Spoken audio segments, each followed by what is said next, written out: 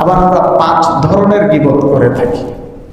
কখনো আমরা কারো শারীরিক অঙ্গ প্রত্যঙ্গ নিয়ে গীবত করি, যেমন এই হাদিসে এটা আসছে, বা অন্য কারো শরীরে কিছু খুঁত আছে, সে হয়তো শারীরিকভাবে ডিসেবল, এটা আমি অন্যের কাছে বলে বেড়ালাম, চোখ একটা ছোট, এই শারীরিক গীবত, অঙ্গ প্রত্যঙ্গের গীবত, এটাও এক ধরনের গীবত। আরেকটা হচ্ছে চারিত্রিক গীবত, কারো চরিত্র নিয়ে কথা বলা।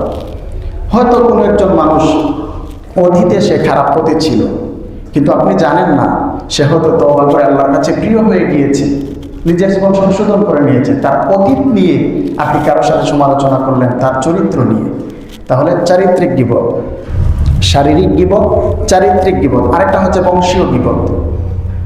আপনার কোনো বন্ধু বা পরিচিত কেউ, আপনি তার অতীত নিয়ে কথা বলেন যে তার বংশ, তার বাপ দাদারা তো এমন ছিল, এটা তো চুরের বংশ, ডাকাতের বংশ, এমন হয় না অনেকে, কিন্তু পরবর্তীতে তারা জেনারেশন, তারা সংশোধন হয়ে গিয়েছে, তাদের পরবর্তীরা এই ধরনের অপরাধে জড়িত নেই, তার বংশ নিয়ে এদের সমালোচনা করলেন, এটা হচ্ছে বংশীয় গীবত।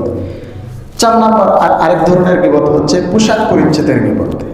পোশাক পরিচ্ছেদ নিয়ে আপনার ফ্রেন্ড 5 জন আছে, বন্ধু আছে, আপনার মেয়ের অনুষ্ঠানে দাওয়াত দিয়েছেন, 4 জন খুব হাইফাই পোশাক পরিধান করে আসছে, যা সমাজে চলে, আপনার সাথে যায়, কিন্তু একজন বন্ধু হয়তো সে আর্থিকভাবে দুর্বল, তার পোশাকটা সেমন উন্নত মানের, দামি না, আপনি তাকে তেমন মূল্যায়ন করছেন না।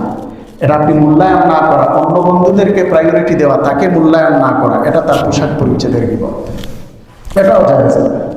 5 নাম্বার যে গীবতটা, 5 ধরনের গীবতের মাঝে, সেটা হচ্ছে পরোক্ষ গীবত। এটা ইশারা ইঙ্গিতে, মানে কোনোভাবেই আপনি করলেন না, মুখে উচ্চারণ করলেন না।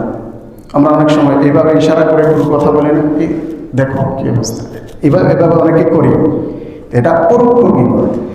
কোন ধরনের গীবত, এই যে গীবতের আলোচনা করলাম, এগুলো জায়েজ নয়।